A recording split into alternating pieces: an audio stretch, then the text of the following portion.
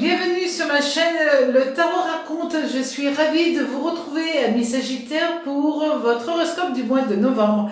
J'espère que vous allez bien et que vous avez passé un mois d'octobre des plus agréables. Alors, pour ce mois de novembre, on va regarder quelles vont être les énergies planétaires auxquelles vous allez être soumis. Je voulais vous remercier sincèrement de tout cœur pour les messages que vous m'avez envoyés, mais aussi pour cela m'a fait très plaisir de voir les gens qui se sont abonnés à ma chaîne.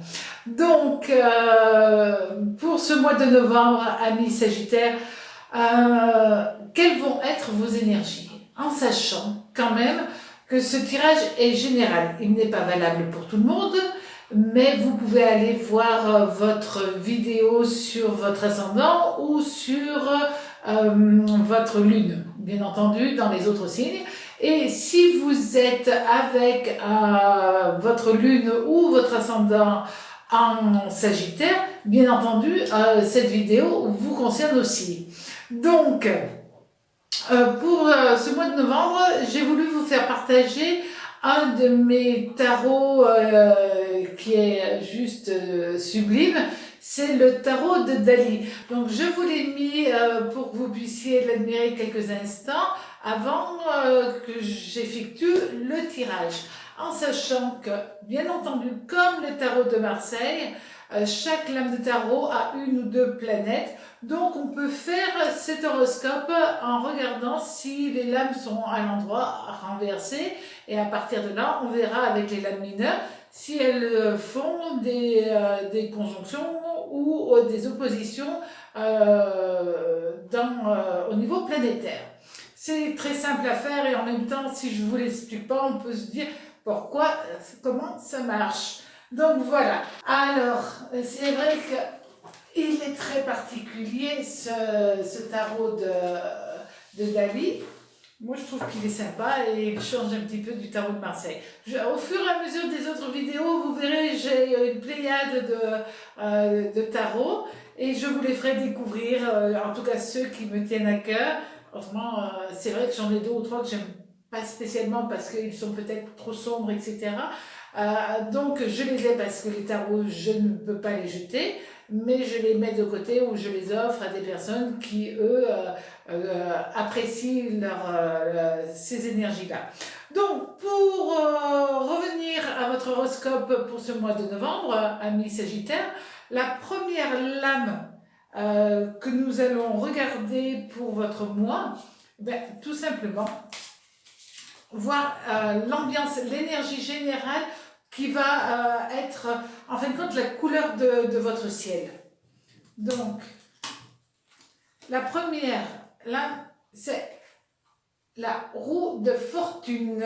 Donc, la roue de fortune, elle a trois planètes qui agissent sur elle. Vous avez Jupiter, vous avez Mercure et vous avez Uranus. En lame mineure, nous allons avoir le 4 d'épée, mais il va être renversé. Donc, le 4 d'épée renversé, écoutez, ça va être un petit peu plus délicat pour vous pour ce mois de novembre. C'est-à-dire que d'un côté, les choses vont avancer, vont évoluer, vous allez avoir l'impression que ça bouge, mais peut-être pas comme vous avez envie. Alors, théoriquement, les Sagittaires, vous êtes quand même, avec une sacrée énergie, ça c'est indéniable, hein, d'accord, mais bien entendu, vous êtes un signe de feu, donc ça c'est logique. Et là, vous allez être un petit peu contrarié par les énergies planétaires. C'est-à-dire que vous qui avez ce tempérament de bienveillance, ce côté jovial, ce côté d'être le super bon copain pour tout le monde, là, vous allez vous sentir un petit peu à l'écart. Ou alors, vous allez ressentir un peu de jalousie, ce qui n'est pas du tout votre énergie première. Hein. La jalousie ne fait pas partie de vous. Et là, si, mais vous allez vous sentir presque abandonné. Donc c'est vrai que vous allez être obligé de déployer énormément d'énergie pour vous sentir à l'aise avec les autres. Donc il y a des moments comme ça où on ne sait pas pourquoi, mais on se sent mal à l'aise. Et bien là, les planètes vont vous donner cette lenteur, cette nonchalance, et en même temps ce côté pauvre, ras-le-bol. Donc ça arrive, ben vous allez, puisque vous serez au courant, vous pourrez contrer cela. Après, donc dans le côté sentimental, nous allons avoir, alors, c'est la papesse. La papesse, elle est régie par Saturne et par la Lune. D'ailleurs, regardez, sur sa tête, elle a déjà la Lune. La Lune, c'est vraiment la planète la plus compliquée, aussi bien dans les tarots qu'en astrologie, parce que elle chamboule vraiment, c'est dans l'émotionnel. Donc, évidemment, quand elle sort dans les sentiments, c'est pas facile du tout. Bon, et nous allons avoir le 2 de denier renversé. Voilà. Donc le 2 de denier renversé, le 2 de denier, lui, il est régi par Vénus. C'est-à-dire que là, ben, peut-être qu'il y a des dépenses imprévues et que ça met un petit peu la panique dans votre couple. C'est vrai que souvent, quand on fait des consultations, on voit qu'un des problèmes qui arrivent dans le couple, ben, les problèmes d'argent mettent la panique dans le couple. Et là, c'est ce que nous allons retrouver pour vous. Vous risquez d'être dans une sorte de mouvance où vous allez trouver que c'est trop, c'est désagréable, c'est pas stable.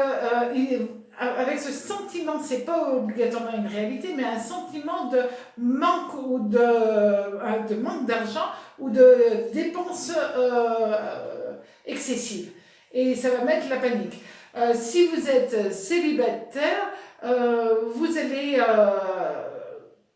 ne pas avoir envie, d'accord, de dépenser au-delà de ce que vous vous êtes mis comme limite. Et c'est vrai que c'est un mois où vous allez vous replier sur vous-même. Et d'ailleurs, on l'a vu avec les 2 premières lames, d'accord. C'est vraiment une énergie complémentaire qu'il va y avoir. Au niveau sentimental, ça va être un petit peu la panique à bord et vous allez être donc freiné dans vos élans de générosité. On sait que les Sagittaires sont très généreux. Et là, ce mois, non, vous allez avoir envie un petit peu de... On calme le jeu. Côté financier et côté faire plaisir à ceux que vous aimez. Maintenant, par rapport au travail, pourquoi tout cela? Ben parce que tout simplement, tout s'explique. Vous allez avoir la justice renversée. Et la justice renversée dans le travail, vous allez vous sentir en insécurité avec l'as de bâton. Donc, vous allez vous sentir en insécurité professionnelle, financière, et ce déséquilibre, eh ben, ça va vous ennuyer, ça va vous trotter dans la tête, et le problème du déséquilibre dans le travail va avoir des répercussions sur le plan sentimental, ce qui est une logique, hein. Tout ne fait qu'un, et c'est vrai que quand on a un souci quelque part, souvent on le ramène dans les autres domaines. Donc il va falloir que vous soyez serein, parce que quand même, vous avez la chance, si vous êtes en recherche d'emploi, de trouver un travail, peut-être en décalé, peut-être pas tout à fait celui que vous voulez, mais voilà, si vous avez un poste, pour le moment c'est un peu instable, mais par la suite, vous vous rendrez compte que c'est très positif. Le tout, c'est le présent, il est désagréable pour vous. Donc on attendra peut-être le mois de décembre où, avec un peu de chance, tout ira mieux. Maintenant, le conseil du tarot. Vous avez le monde. Bon, voilà, c'est juste un mauvais moment, un seul temps, une période, d'accord? Et vous avez le 9, le 9 de bâton. Donc, c'est rien. Il y a juste une période où vous allez vous sentir un petit peu en flottement et vous détestez ça. Hein. Vous aimez quand même que les choses bougent, avancent et que vous soyez maître du jeu. Là, ce n'est pas le cas. Donc, sincèrement, euh, laissez venir, laissez glisser, tout va s'arranger, vous avez le monde, avec le monde il n'y a jamais rien de grave, c'est juste des instants qui peuvent être complexes, mais vous avez toujours, le destin vous donnera la solution pour que tout s'harmonise, se réharmonise à votre avantage, d'accord? Voilà. Et maintenant, par rapport à un message complémentaire, je vous ai choisi de vous montrer, de le faire et de vous montrer aussi. Voilà. Alors, c'est l'oracle de la Wicca. Et il est très joli, très coloré et il a un très joli message ésotérique. Donc, nous avons la lame, la carte 23, pardon. C'est pas une lame, c'est une carte. La carte 23, c'est le joli corbeau. Alors, le corbeau, il dit, le message de cette lame, c'est pas le corbeau qui parle, bien entendu, mais le message de cette lame, c'est, voilà, il y a une période un petit peu triste. Donc, il faut la voir, l'analyser, bien entendu, et après, passer au-dessus, tout simplement.